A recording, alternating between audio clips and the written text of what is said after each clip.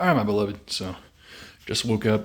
We wanna hit you with what the dream, and you know what I was saying. You ask Saturn everything. Once you get a hold of this thing, you realize you don't need to ask Saturn everything. You can ask the owl.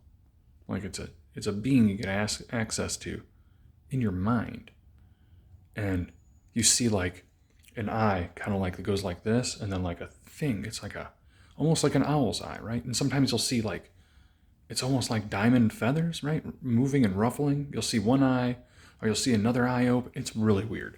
To me, it looks like a feathered animal that throws one eye up at a time, sometimes two, right? And it looks like a beak, right?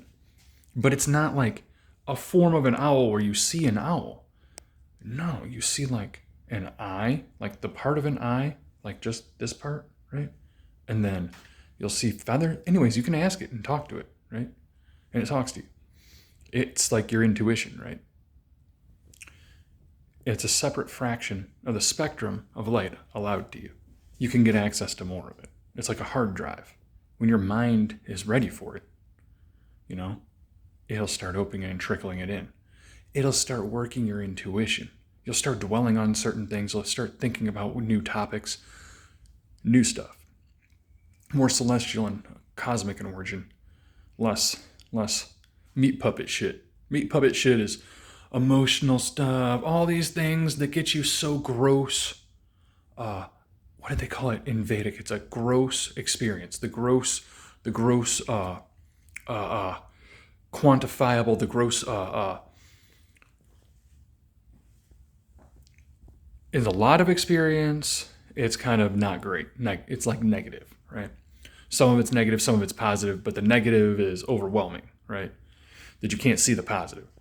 What that is that's it's a feedback loop. That's not actually the direction you're supposed to go. You're supposed to go in a direction where the feedback loop makes positivity, right? Where you see a flash. That's why I'm saying you got to do the dark work. You have to do work once you start kicking your hypothalamic pituitary axis off, which I believe is the mystic process. When one of these people, like there's something, I'm supposed to tell you there's something to do with the hands of the warlock, right? If a warlock reaches out with their left hand to you, right, if they're practicing warlock, has a sigil on them, and is trying to pick up sigils, they reach out their left hand to you, and you touch it with your right, because most people this is going to fuck most people up. They reach with their left. You're going to kind of reach with your right because that's like the culture here. Me, I instinctively reach with my left. And there's a reason for that. When I was a kid, my dad made sure I was right-handed, right? Because he didn't want me left-handed. He didn't really teach me much baseball. The thing you didn't want me doing in baseball is batting and fucking catching and throwing left-handed. Right? He wanted me to be right-handed. Right? He made that, and I followed that, right? But the reality is my left hand as a kid was built up so much that it kind of went with me into adulthood, right? I'm not ambidextrous. I can't not write like I can with my right hand with my left hand. But I can play pickleball. I can do all sorts of shit with my left hand, and most people would be like retarded with. They don't have the motor control for it. But there's a reason for that, because I built that up as a kid, and about age 9 or 10 is when my dad broke me from left-handed. Because I did write like I could write with both hands, right? But my right hand was dominant, right? Because it's easier to write with your right hand in school because you don't smear the fucking page with your It could be a layover from being a Hebrew king from having to write with my left hand. Who knows? Who knows? We have spiritual features in this physical container. Stuff from who we were and who we are. Because who we are is contingent. It's an immortality, right? For to speak with for now, right? For us, it's immortality because we keep coming back every 80 to 100 years, right? 70 to 100 years, or whenever the body gives up, or whenever something tragic happens to us. There's like a thing going on, right? Where like you can pick up these traits from other people. The one way to do it is if you're not initiated, you start conscientiously focusing on trying to figure out how to get initiated in craft, right? If you're doing that, you're in the stepping stone. But square one, you have to meet somebody who's practicing. And from what the owl told me, the warlock pretty much has to put forward his left hand, and you have to pour like a C, right? And he says something like, because he has to offer it to you, I think. It's initiation. You have to be initiated. You have to offer his left hand to you, and you dip your right hand. He does this thing like this, and you dip your right hand in it after he asks you to dip your hand in his chalice. And then once you have pushed your right hand beyond his hand, like a cuff, he's supposed to squeeze it as you pull out and let it go. That's one way to get initiated, but you're not just doing it with the guy walking around. It's an initiation, right? There's a process to it. You don't just, there's something to it, right?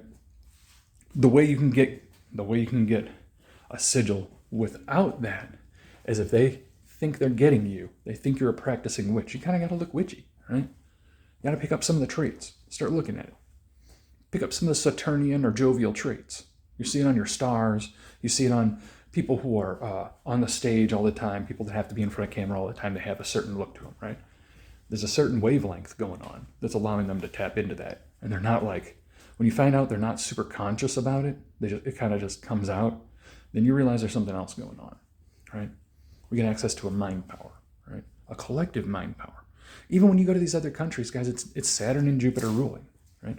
Mostly Saturn, especially when you go to the Asian countries, because that's who they serve. That is their god, right? They don't talk about it.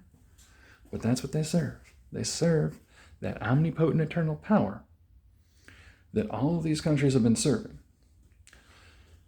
There's a weird thing going on. It's a weird narrative. They still get access to that power even by lying to us at the bottom, because at the top they can keep secret, right? Everything's still in a guild is what I found out. I asked the LAL, says everything's still in a guild. No one gets it at the bottom. No one gets anything at the bottom. It's all at the top. And they sell the good stuff to businesses and come up and become wealthy with it, right? They get access to patent and things you don't, right? There's certain upward mobility associated with their access to things. And there's only a little, the witchcraft that should be here is not even here. I think we're tapping in on it, is what Saturn told me. It's not even really witchcraft. It's like a way to get access to a mind energy that gets them access to the things that people want in products, right? Like they get access to the information to create things that people actually want. And there's a blend of stuff that they want to do versus what people want. And that's why products just don't go crazy. Because let's be honest, there are people making things at the end of the day. They have, when you get into this, they try and tell you like, yeah, your will is everything, but there is a cosmic will, right? So at some point in time, you're going to have to deal with that, right? Is that your will? Probably not. Is it going to include you in it? Absolutely. Is it going to be what you want for yourself? I don't know, because there's cosmic consequences. Do we all know what they are? Do we all connect with them in this lifetime? Sometimes we just live and play them out and don't become aware of those things, right? So back to that initiation thing, you need to be initiated to get it, right? There's something weird about a warlock's hands. and if you look in their old sigils, you see a warlock's hands, one inside another hand, and they have the ruffles around them. One looks like a gear, right? And that's the hand from the top.